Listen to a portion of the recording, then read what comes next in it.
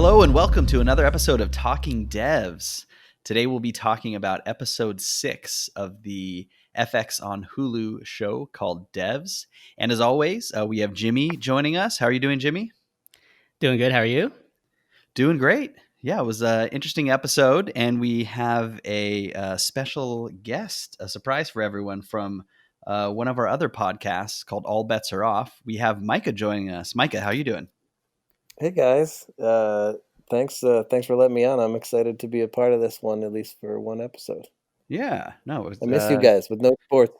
I feel like we should do just a quick odds and ends bit since Micah's here. Whatever he wants to talk about, he can just have like 2 minutes to get stuff off his chest. Oh, throwing me into the fire. Oh man, I don't know. Okay, and that's our odds and ends. Yeah, that was definitely odd, and it has ended. I'm glad we did that. Micah, we're just throwing you right in the fire on your first on your guest appearance here. Well, actually, wait, Scott, I got one.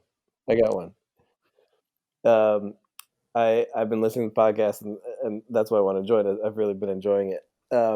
And so for the highlight of the podcast of the 2 episodes so far, to my wife at least, was toward the end of the second one, when you for a moment thought about trying to imitate that weird chant during the credits. Oh yeah, I got very close on that.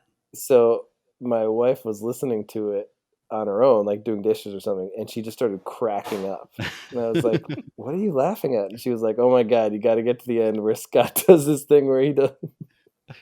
So there's my odds and end for you, is that's been the highlight of the podcast so far, is when you almost the highlight of this podcast is me not doing something. That's a good take on things. Maybe for the last episode at the very end, as you know, as that was the outro to that episode, I'll end our podcast series with my own take after about 8 whiskeys. But that's a good one. Apparently, Scott, you're more afraid of not doing something than doing something. Very good. Well done. If I could tie it to the episode we just watched. All right, excellent. Well done. Yeah, so I mean, we're doing a slightly different format this time. It's now 10:12 p.m. Pacific time on Wednesday night, which means the episode just ended about 10 minutes ago. So we're doing an instant take episode, whereas usually we give it about a day to kind of ruminate on things, research theories. This take is going to be just more of a instant feedback. What we feel about the episode. So we'll probably kind of walk through things, and it'll be a little different take. So we'll be curious to hear your guys' feedback on how you like this format, if you like getting it sooner. So curious to hear what you guys think. Cool. So why don't we dive right in? The episode starts out with, pre-credits. You have a flashback to Forrest playing with Amaya, his daughter, and his wife, and just kind of a flashback to happier times before the accident. And right after the opening, it cuts to an interesting scene with Stewart going to his RV under one of the San Francisco freeways. And Lyndon is actually sitting in there in the RV waiting for him. Quick thing for me. So is the implication here that Stewart lives in an RV under the freeway? Is that what we're supposed to take this as? To me, that was like one of the points of the show where it seems to be sort of like, I don't know, inside joke or like just making fun of the Bay Area. I just kind of, that part, I was like, oh, some commentary on something here, like homeless / rich people. I have no idea. Well, it's like also Lily's apartment is fairly large, and especially the area that's in. I mean, how much would you say that probably goes for in San Francisco?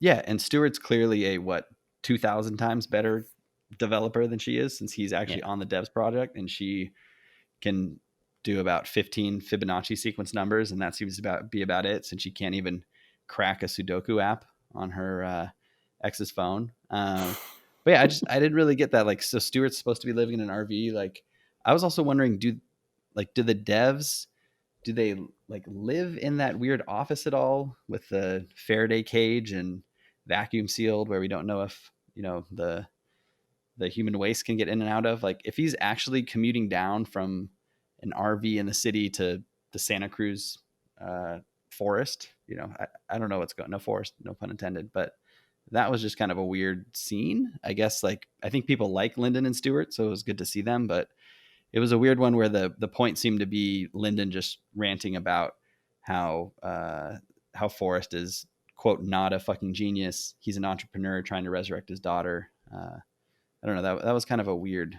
out of place scene, even though I like seeing Stewart and Lyndon. But I mean, that is the one thing that was confirmed in that scene. That was Lyndon saying Forrest is trying to resurrect his yeah, daughter, right? yeah, Um, and I feel like the show keeps on hitting us over the head with that statement that it can't just be that he's trying to resurrect his daughter, right? I guess like you're saying it's too obvious that, I mean, clearly it's been since like episode 2, kind of obvious that that's what he's doing. But Yeah. Doesn't feel very satisfying. Well, especially now, and I don't want to skip to the end, but like now that Katie's revealed that there is some big event that happens within the next X hours at the yeah, DEVS facility that like changes everything apparently. yeah. Does the giant statue of Amaya come to life? I've had that exact thing down in my notes. That's I don't know. I'd say that's like 15% chance of happening. That would be terrifying. But okay, so next up we have Jamie and Lily doing this kind of weird escape up to Napa, and then very quickly heading back down. I know I'm starting off with a few kind of weird scenes, but Unfortunately, the whole episode felt like kind of a decent number of throwaway scenes, didn't it? this is probably one of the episodes with like the least amount that really kind of happened or mattered, I thought. I mean, we'll get into it in a minute, but obviously the scene with Katie and Lily is crucial to the show, although not sure. Yeah, we'll get your guys' thoughts on it. But It seemed to confirm a lot of stuff we already knew going into the episode. That's what I thought so too. It was like, I feel like we had already gotten a pretty good picture of determinism. Like, did they really have to zoom in on that pen on the table for 10 seconds before Lily and Katie start talking? And then obviously talk about how the many examples of did things happen for a reason that Lily kept throwing stupid ones out there for. Yeah. I mean, they fell into the trap of feeling like they need to spell everything out for everyone. Yeah. And just like explain everything that's going on. And it's like such an annoying thing that so many shows, and they hadn't really done that to this point. And it was unfortunate that they decided they needed to do this late in the season. Yeah. I don't know. But maybe that just confirms their whole view on determinism. Everything that's supposed to happen is going to happen. Bringing it back. But well, I mean, anyway, even so- the reveal. yeah. Sorry, even the reveal that Yeah. Katie says that Lily is going to end up at DEVS was kind of alluded to in the last episode, because in that scene where Katie's watching the projection, you do see Lily kind of like laying on her ground in the DEVS facility. In DEVS, Yeah, I mean, it was a very brief flash, but I definitely noticed that. I didn't mention it last week, but it definitely caught my attention. I was like, what is she doing at DEVS? That's true. Yeah. I mean, I think, I guess this is by far the biggest scene of the whole episode is at Forrest's house, which, okay, a few things here.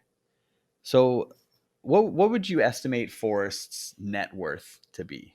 He's definitely the CEO. billionaire. Yeah, right? Like, for sure, billions, probably tens of billions. CEO or founder or whatever of one of the top tech firms. And he lives in a kind of modest-ish house. I don't know where that looked like it was, like Menlo Park or something like that, where you could just drive on up and walk up to his door front. Like, didn't Steve Jobs live on some crazy compound? Like Bill Gates, I just actually finished watching the new documentary about him last night. He like built this mega mansion surrounded by water. Like, I thought that was kind of weird. And Forrest, obviously, I think supposed to be portrayed as kind of a quirky guy, but a little odd that you could just walk right up to a billionaire's house like that. I thought that was kind of weird. But anyways, the scene starts with him in bed with someone. Turns out to be Katie, which is interesting. And then, yeah, basically the scene starts playing out where Lily and Jamie are barging in and want answers. And it gets moved to where Lily and Katie start having their conversation, and Forrest goes outside with Jamie, which honestly I could have watched a lot more of Forrest interacting with Jamie instead of Katie and Lily smashing us over the head with all of this things happening for a reason. But I don't know. What do you guys think about the Lily Katie interaction? I guess Yeah. the only thing like that was of much interest was just sort of towards the end when she said that that the future ends in 21 hours or whatever she said, which was not clear beforehand. But it seems like she could have said that at the beginning of the conversation. Yeah.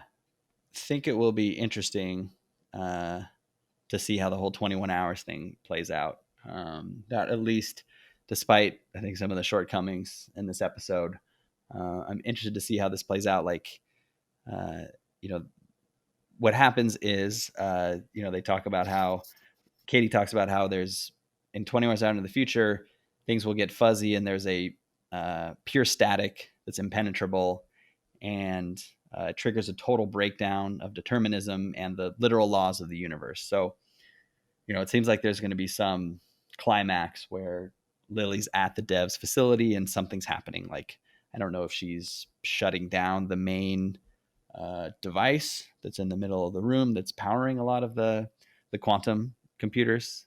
That's maybe my guess, but I guess it'll be interesting to see what that happens. But this episode, that scene, kind of a little blah in moving that forward.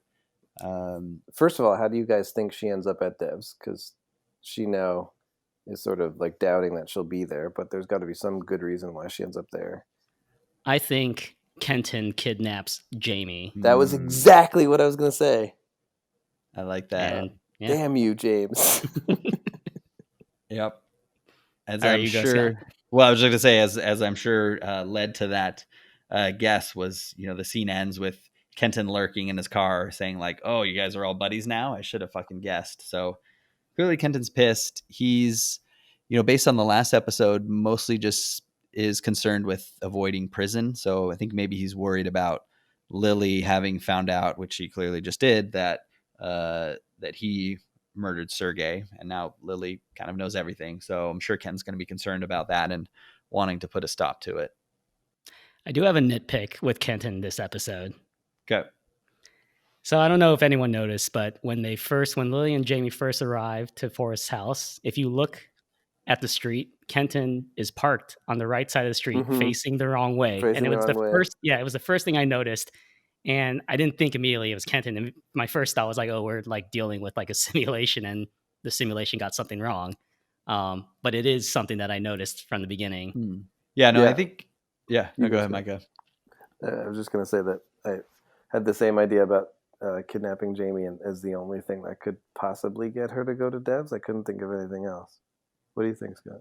No, I think that's it. Because, Forrest talked about when he was sitting on the porch with Jamie about how like, oh, it's amazing where love will take you, the lengths to which you'll go for love.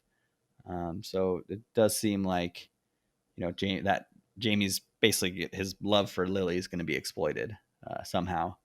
And what do you think? What do you think James Forrest meant when he said everything is going to work out? Yeah, that's the next thing I was going to bring up exactly. Like, I don't know. It does not seem like there can't just be like an easy, happy ending, right? And maybe everything's going to work out for Forrest when he said that. I mean, obviously, contextually, he should have been saying it worked out for Jamie, but I feel like there can't be. I don't know. Maybe there can't be a happy ending for Lily and Jamie, but maybe. I don't know. But yeah, and then you have the kind of creepy scene with Forrest and Katie back in bed, with Forrest talking about how much he likes Jamie, how he stands by Lily, and Katie talks about how much she likes Lily, how she's smart, she's quote strong as fuck, she's more afraid of not doing something than doing something. There's a whole lot of truth in her, blah blah blah. Although Forrest then kind of calls her out about how Lily couldn't even see that Sergey was a Russian spy. If she's all that smart, how did she not notice that? Which I thought was a pretty good comeback. And then a really cheesy line where Forrest asks, "So do we like them?" And Katie says, "I'm in like with you." That was a bit odd, but Well, I guess like so my question would be like who are we even rooting for? Like there isn't really a hero. I don't know about you guys. Maybe I'm just more irritated by her acting ability, but I don't really find myself rooting for Lily. yeah, no, I had down that like one of my notes is, has a protagonist ever done as little as Lily has 2/3 of a way through a TV season, or someone or had a protagonist that we've rooted for as little as her? Like, Well, what's Lily's goal now, right? Because she got what she wanted to accomplish. She found out yeah, why Sergey died. Like And she got the confession. yeah, Yeah. So like and she her, realized that she didn't even know him, so now she's like yeah. kind of out on Sergey. So what's the point? Is she Yeah. back in on Jamie? yeah, I guess maybe she, I mean, maybe she, like, in finding out that Sergey was a spy and murdered and all that, like, she realized maybe the love wasn't true for him. So now Jamie is her true love, potentially. You know, he was still invested in her even after she spurned him. But I don't know, the whole scene where at the end where Lily's trying to get him to come to bed, like, I was rooting against Jamie doing that. I think he can do I was better. definitely screaming at my TV screen. Well, actually, James, you usually know things like this. So, as far as I know, it's eight episodes and then done, right? There's no second season. Yeah, this is supposed to be a self-contained story. Okay, so then that because one possibility was that if they were in discussions around extending to a second season, that they might be sort of leaving this open, that the ending might not be totally firmed up yet. But I guess it sounds like that there's Yeah. only way that's going to go. No, the creator in interviews has stated that this is just a one season arc. So, I mean, if you take him for his word, then yeah, this will have a conclusion of some sort.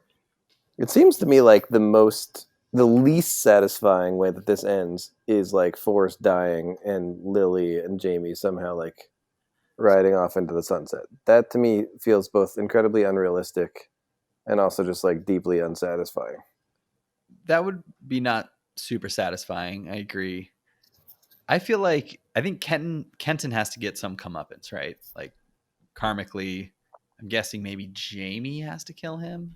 But I don't know. But yeah, that would, like, do I really care if Lily and Jamie get together? Like, not really. Who do we like better as a couple, Lily and Jamie or Forrest and Katie? I mean, kind of Forrest and Katie, I think. At least they're kind of I, th- interesting, even though they I have mean, they're weird, a lot creepy, more like, interesting. swingery conversations. Whose facial hair do you like better, Forrest or Jamie? Both have strong facial hair game, I would say. I just don't want to see. I don't want to see Jamie succeed in anything for whatever reason. I can't deal with characters like that are just like falling at every word of another character. So You know, he's kind of I just like, want to. going back to, remember Will Tippin? Yes, from Alias. Yes. That character is a reason that to this day I cannot stand anything that Bradley Cooper is in, because I just still see that Will Tippin character in him, and it just frustrates me so much. And he got with Jennifer Garner in the show, which once again just made me so angry. Yeah. I mean, they like having that guy end up with the girl at the end, because I feel like people identify with him and then they're happy to see that happen. Yeah.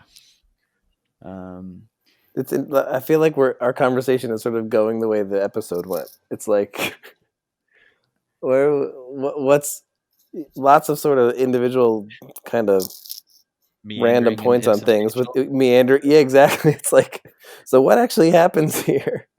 I don't know. That episode was really. I have a few minor San Francisco hits to pick real quick. Go ahead. Yeah, I was actually going to throw some things about some of the San Francisco footage too, but go ahead, Scott. Yeah. So first of all, presumably Forrest clearly lives somewhere down on the peninsula, just based on, since I've lived down there before and could kind of tell neighborhood wise what it looked like, and his startups down there. So somehow Jamie and Lily, on their way back to the mission, were driving through the Broadway tunnel, which makes absolutely zero sense geographically, since the Broadway tunnel's on the kind of northeastern quadrant of the city and the mission's more on the south side. That was kind of weird. But also, when Jamie and Lily pull up before they have their encounter with Pete, which we can discuss if that has any significance or not.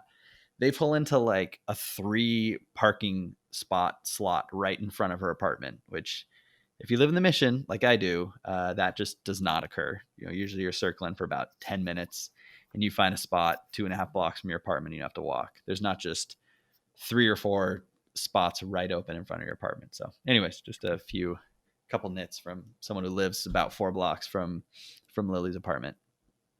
I legit think we're watching just the projection, and the projection is not filling in all the details right of this world. Ooh. I think, Okay. yeah, James, like I think that's the only way that there's some kind of satisfying end is if it's something like that, where like this is one of the projections that someone's watching, that using whatever the Everett model, the multiverse, whatever, and that things are like they're watching different versions of this play out, and that somehow, somehow in the end we see what actually happens, but like for a while now we've been seeing like bits and pieces of different ways it might happen. Well, so this actually goes into the theory I have about the static that happens in when does it happen, in 16 21 hours? hours. 21 hours? Okay. So I mean, earlier in episode, I don't know, 3 or 4, Lyndon talks about how he eliminated the many world, or he involved the many worlds theory and was able to filter out that audio. So what I think happens in 21 hours is the exact opposite. All the various worlds now converge into one, and so everything now beyond that point happens exactly the same, and that's why in the projection it's all static. I could dig that. So many worlds now becomes one world. So you go from the Everett to the Everett interpretation to more deterministic approach that Forrest favors. Yeah, I think. And then the statue comes alive. Yeah. Do you think there's going to be some sort of mega twist, like some sort of we're not like maybe Forrest's wife or Amaya is watching some sort of simulation of a different universe where they die or something like that. So like Amaya is the head of a tech company called Forrest and is watching. Yeah. Like basically, yeah. Do you think there's going to be some sort of like holy shit type twist, or is it going to be more of a like, okay, or like how? Man, I hope there's a holy shit twist.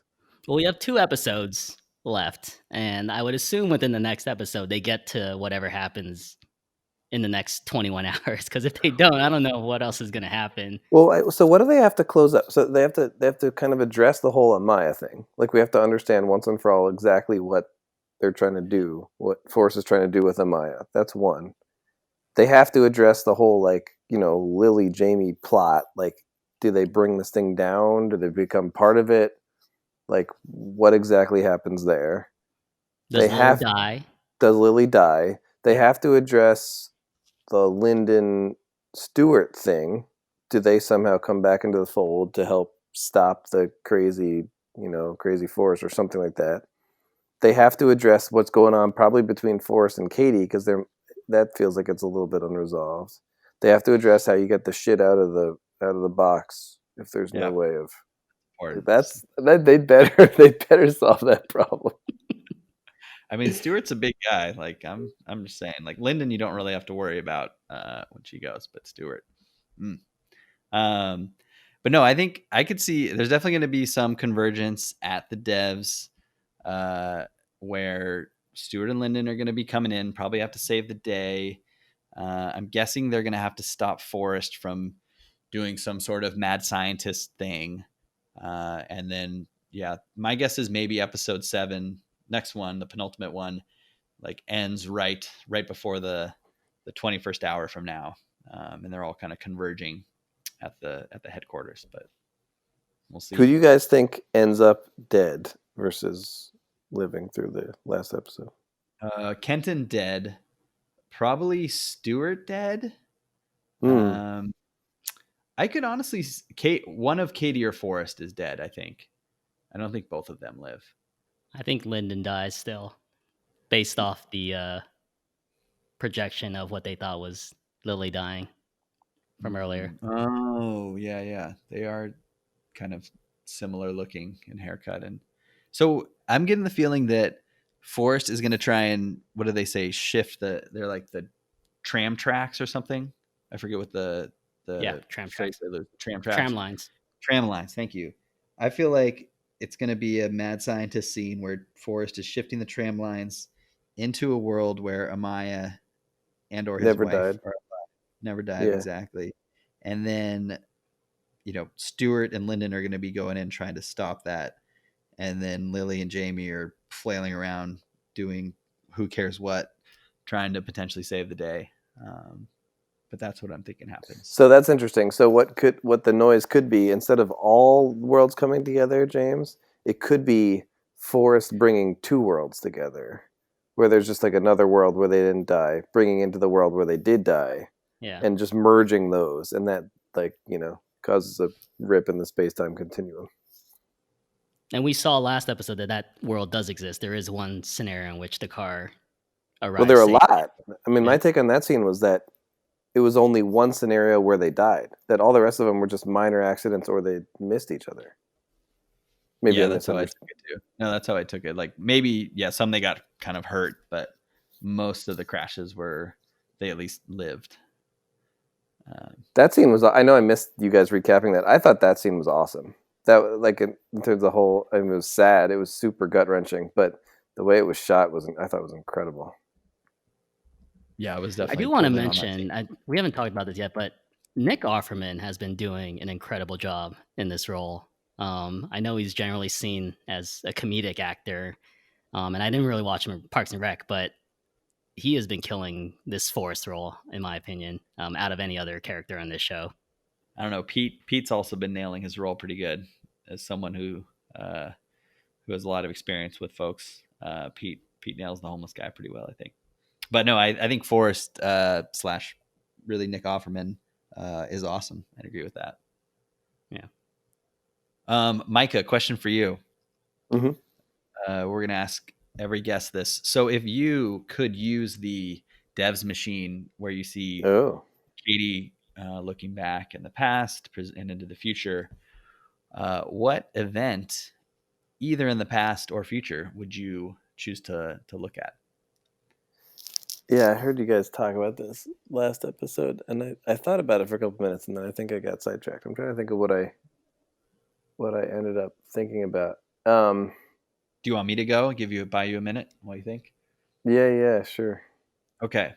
If I could go back in history, it would be about 20 years, and I would go back to Tampa, Florida, and I would zoom in on the GPS coordinates of Carol Baskin's big cat refuge, and I would watch her feeding her ex-husband to the tigers, and I would use that to free Joe Maldonado, Joe Exotic, Joe Maldonado Passage, whatever, and he has like 7 last names now, to free him from jail, as he is wrongfully been jailed. So if anyone hasn't watched Tiger King yet on Netflix, I highly recommend that, as none of those references will make any sense to you, but once you do, you'll see how evil Carol Baskin is, and she's pretty litigious. So hopefully this podcast won't be taken down shortly after posting. But anyways, Micah, bought you some time. What would you go back and look at? Yeah, there's no way I can outdo that. By the way, there's no one who hasn't watched Tiger King. Everyone in the world has watched Tiger King, I think. I mean, I think I don't know. I'd have to give it a little bit more thought, but like, I'd be curious to go back to like different events that have like completely shaped what the world became, and people don't really know exactly what happened. So like, yeah, I'd be interested to go back and see what happened with Jesus, for example, like to really understand what happened in that whole scene, because so many different branches and sects and um, you know have split off based on what they interpret or what they believe happened when all that went down. Like, I think that those giant turning points where like there's just no real record of what exactly happened would be super interesting. I mean, there are a bunch of them. I mean, it'd be cool to go back and see like with the end of Caesar. It'd be cool to go back and see like when someone tried to kill Hitler, that whole like story, to see how close they actually got. I don't know, something like that. But I have to give it a little bit more thought. So a lot of murder porn I'm hearing. You want to see Yeah, Caesar yeah, yeah, die? exactly. We'll You go want to back and see see people die. Jesus die? You want to see Hitler die? Which that's understandable. Okay, cool. Well, those are good answers. So I think at this point we actually had a listener send in an email, which again, if you guys have any, you can send it into talkingdevs@gmail.com. But here is the email we got from Sydney. She says, "Hey guys, I'm enjoying the pod. Thanks for making it. I laughed out loud at the Fibonacci number rating of the first episode. I like it. Thank you, Sydney. My question is, do you think Forrest knew Sergey was going to steal the code? It seems like he could have easily known and prevented all of that from even happening and being so tortured by it later. Or is he really not looking into the future? You sort of touched on this when you talked about why Sergey was so distraught when he saw the code, but any thoughts?" Great question, Sydney. Yeah, I think that this one is interesting. I do think that Forrest knew Sergey was going to steal the code. My take on, and you pointed out that given that he'd known, he could have prevented it. My take on that is that he, in the kind of deterministic view that he has of the universe and wanting to lead toward this climax that we have 21 hours from the end of season 6, where I think he thinks something good is going to happen with regards to his daughter potentially. I think he just thought this is what has to happen, given the deterministic nature of the universe and his outlook on it. So he kind of he went along with it and let Sergey steal the code, but then shortly thereafter, Ken killed him. But I don't know. What do you guys think? Um, I think that he definitely knew, and I think that it was all just part of whatever is building up for the end of the season. That like in order for everything to come together in the way that he wanted, that all this stuff had to happen in this order. But yeah, it seems like, especially because he met him right outside, right after it all went down, that was just all part of the plan. I don't know, James. Yeah, I think he might have used it as a final test or confirmation to confirm that the devs project can actually predict the future, right? And so when he did see Sergey copy the code, that validated everything he had been doing up to that point, and he was like, "All right, well, that's the answer I needed, and I'm gonna take appropriate action now." Cool. No, I like it. Well, Sydney, thank you for the email. We appreciate him. Keep them coming. Hey, Scott, I've thought of a couple odds and ends. I know I was supposed to do this at the beginning of the pod, but can we do it at the end of the pod now? All right, throw them out. Let's hear it. All right, really quick. First one. I appreciated the fact that they made fun of Frisbee as a sport. I feel like we've been doing that for like 20 years, and that was sort of maybe an inside Bay Area joke, but I definitely enjoyed that. Wait, last thing I want to throw out. We didn't talk about the scene, but remember kind of toward the beginning where Katie has that kind of weird dried out rat with like kind of a dried up cheese or bread, and then all of a sudden you see footage of it or simulation of the rat alive. Like, is that maybe a little foreshadowing to somehow they bring Amaya back to life potentially? Micah, what are the odds that we see an alive Amaya by the end of the episode, at the end of the season? I don't know, like 10, 15%. I don't think we get that far, but I don't know. So not it's there. It seems like a possibility, but I'm not saying. I don't think it would be high. Great, very strong guess on your part. All right, James, what are the odds that Jimmy? What are the odds that Jamie and Lily end up hooking up for sure, like confirmed hookup? Since at the end of this episode is kind of unclear. I mean, we did see them kiss in this episode. It was in a very quick cut scene. I don't know if you were paying attention near the end, but they did show them in bed kissing. So I lost whatever bet I made. Yeah. In our first pod. Yeah, I got that one. I honestly don't see one of the two of them lasting the entire series. So I'm gonna say Jamie bites the dust now within the next 2 episodes. Oh, you think Jamie dies before the end? I could see Yeah. that. James, Yes. what are the odds that Scott could actually memorize the first 30 to 40 Fibonacci numbers? You want to see how many he can list off right now? I want to make a bet. Scott, Wait, okay, Micah, how much will you pay me if I memorize the first 30 Fibonacci sequence $100. numbers? $100. Okay. Like All right right. now? 100 Oh, I bucks. can't do it right now. Just by How do yourself? how about I have till the end of the season? You have as much time as you want. Oh, really? Okay. I do. I This don't. is I gonna don't think be. you can, there's no I way. wouldn't say this is the easiest $100 I've made, but it is for sure gonna happen. How many can you do right now? I'm just curious. Let's set a baseline. Okay. 0, 1, 2, 3, 5. No, you already screwed up. You screwed shit. up. Wait, where did I screw up? You There's start with 2 0. It's ones. 1, 1, 2. Oh yeah. Shit. 1, 1, 2. Damn it. Well, I'm still getting that All $100. right, give it another shot. All right, 1, 2, 3, 5, 8, 13, 21, 34. Oh shit, 55. Then I'm 80. I'm stopping now before I embarrass myself. It's like I gotta pull the cord like before the oming at the end of the last pod. All right, so you got 11.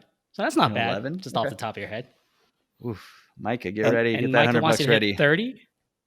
I don't see it. What's happening? I'll have to. You gotta I don't do know, it without messing up. No slip ups. It's gonna Okay. be like boom, boom, fair. boom. You want to know What's what happening? the 30th Fibonacci number is? I'm gonna guess 700,000 743216. Oh, all right, Micah, do you want to guess? What 30th was Fibonacci number. What's the the 30th Fibonacci number? I'm gonna say it's somewhere in the, I don't know, somewhere close, like between 10 and 12,000. 10,742.